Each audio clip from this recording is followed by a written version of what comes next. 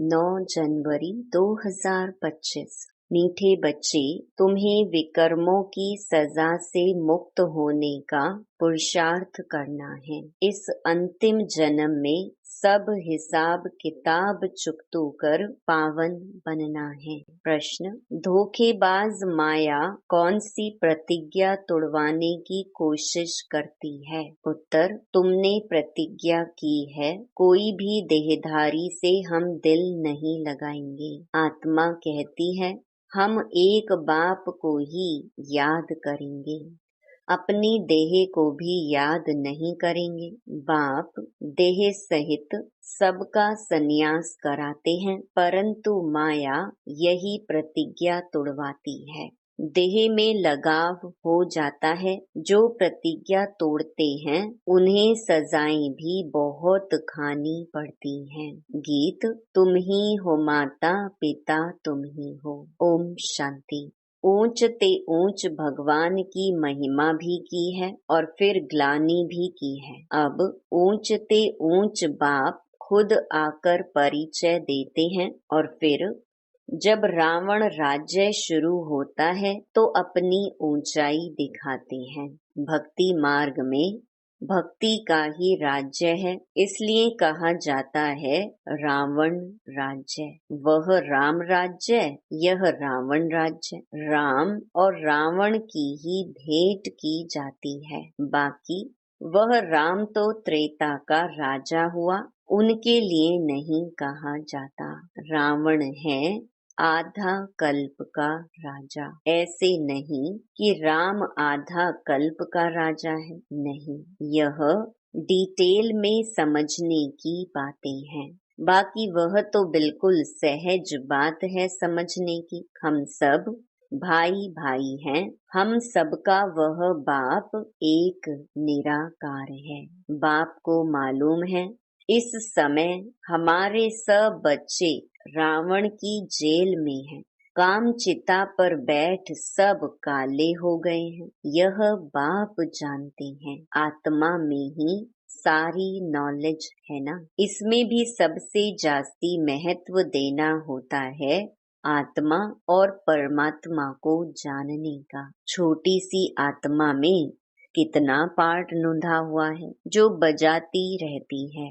देह अभिमान में आकर पार्ट बजाते हैं तो स्वधर्म को भूल जाते हैं। अब बाप आकर आत्म अभिमानी बनाते हैं, क्योंकि आत्मा ही कहती है कि हम पावन बने। तो बाप कहते हैं माँ मेकम याद करो। आत्मा पुकारती है हे परम पिता, हे पतित पावन। हम आत्माएं पतित बन गई हैं, आकर हमें पावन बनाओ। संस्कार तो सब आत्मा में है ना।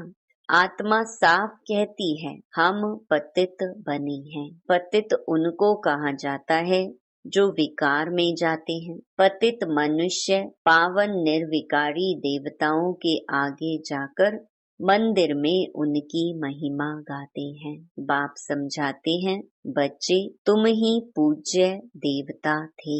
84 जन्म लेते लेते नीचे जरूर उतरना पड़े। यह खेल ही पतित से पावन, पावन से पतित होने का है। सारा ज्ञान बाप आकर इशारे में समझाते हैं। अभी सबका अंतिम जन्म है, सबको हिसाब किताब चुकतू कर जाना है।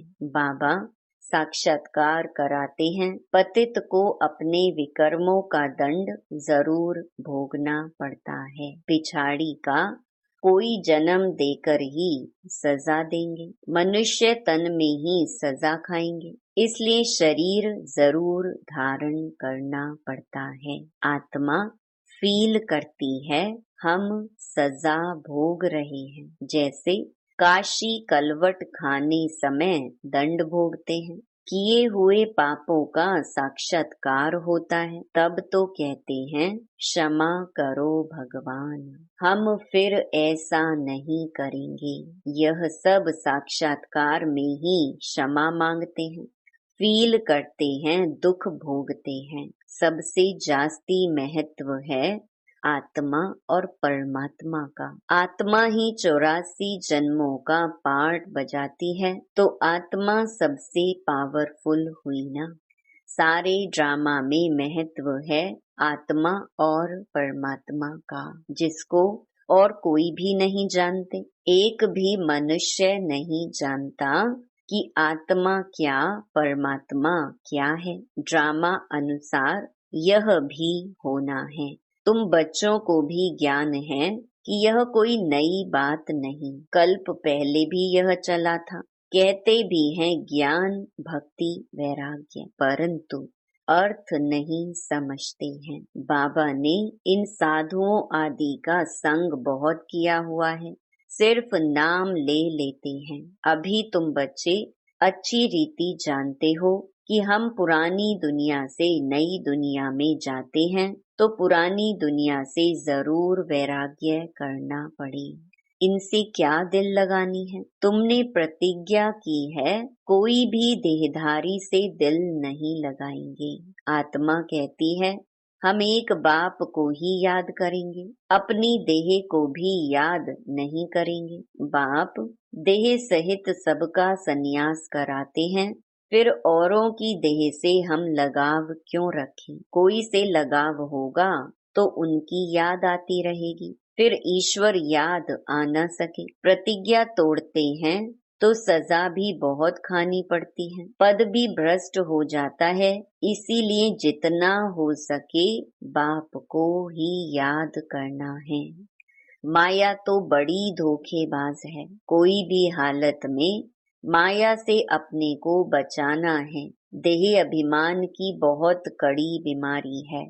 बाप कहते हैं अब देही अभिमानी बनो।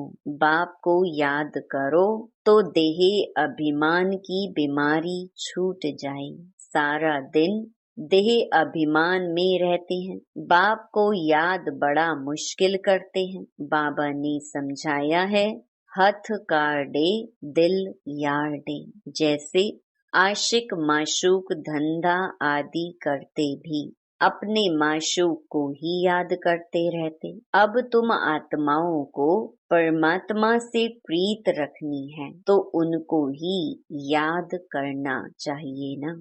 तुम्हारी एम ऑब्जेक्ट ही है कि हमको देवी देवता बनना है, उसके लिए पुरुषार्थ करना है।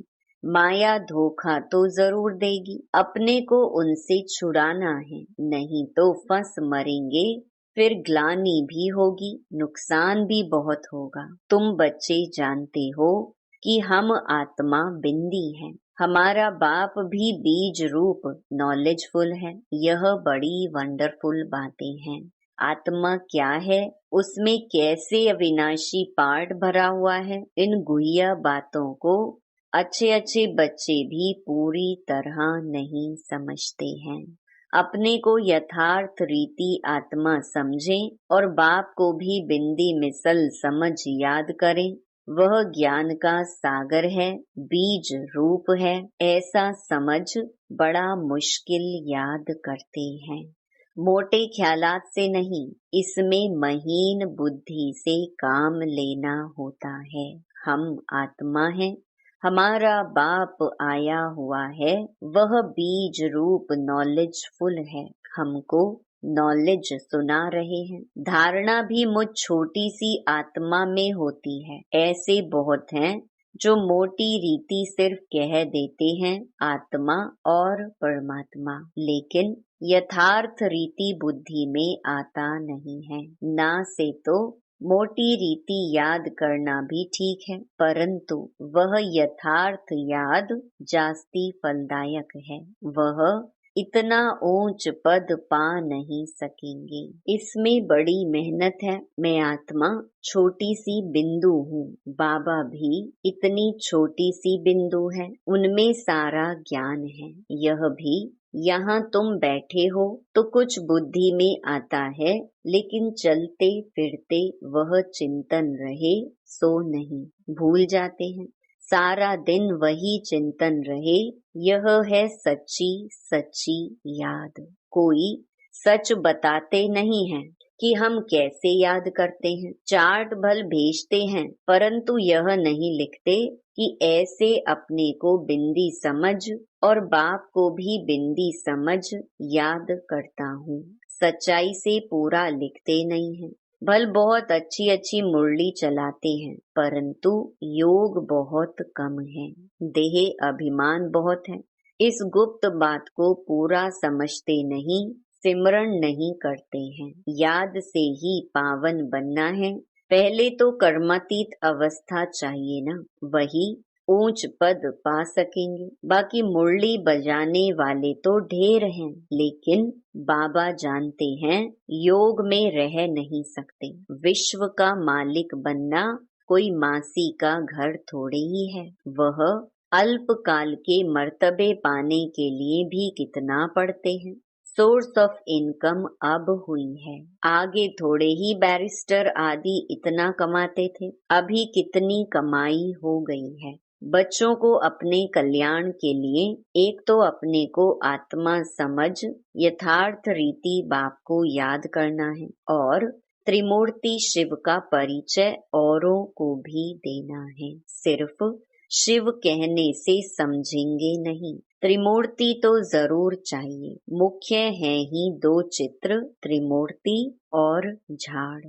सीढ़ी से भी झाड़ में जास्ती नॉलेज है। यह चित्र तो सबके पास होने चाहिए। एक तरफ त्रिमूर्ति गोला, दूसरे तरफ झाड़। यह पांडव सेना का फ्लैग झंडा होना चाहिए। ड्रामा और झाड़ की नॉलेज भी बाप देते हैं। लक्ष्मी नारायण विष्णु आदि कौन है, यह कोई समझते नहीं।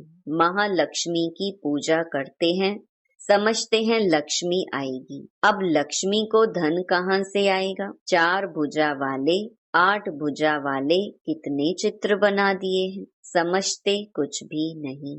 8-10 भुजा वाला कोई मनुष्य तो होता नहीं, जिसको जो आया सो बनाया, बस चल पड़ा। कोई ने मत दी कि हनुमान की पूजा करो, बस चल पड़ा। दिखाते हैं संजीवनी बूटी ले आया, उसका भी अर्थ तुम बच्चे समझते हो।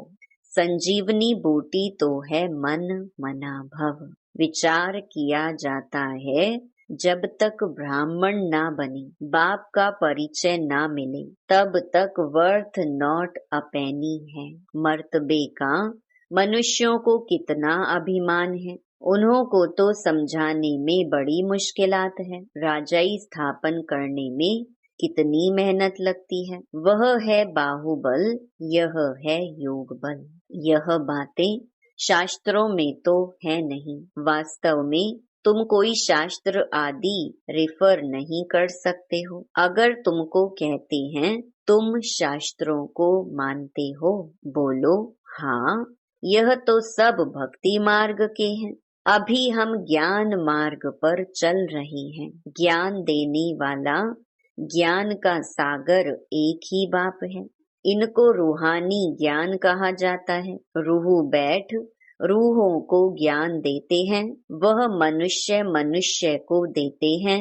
मनुष्य कभी स्पिरिचुअल नॉलेज दे ना सके। ज्ञान का सागर, पतित पावन, लिबरेटर, सदगति दाता एक ही बाप है। बाप समझाते रहते हैं यह करो। अब देखें शिव जयंती पर कितना धमचक्कर मचाते हैं। ट्रांसलाइट के चित्र छोटे भी हों जो सबको मिल जाएं। तुम्हारी तो है बिल्कुल नई बात, कोई समझ ना सके।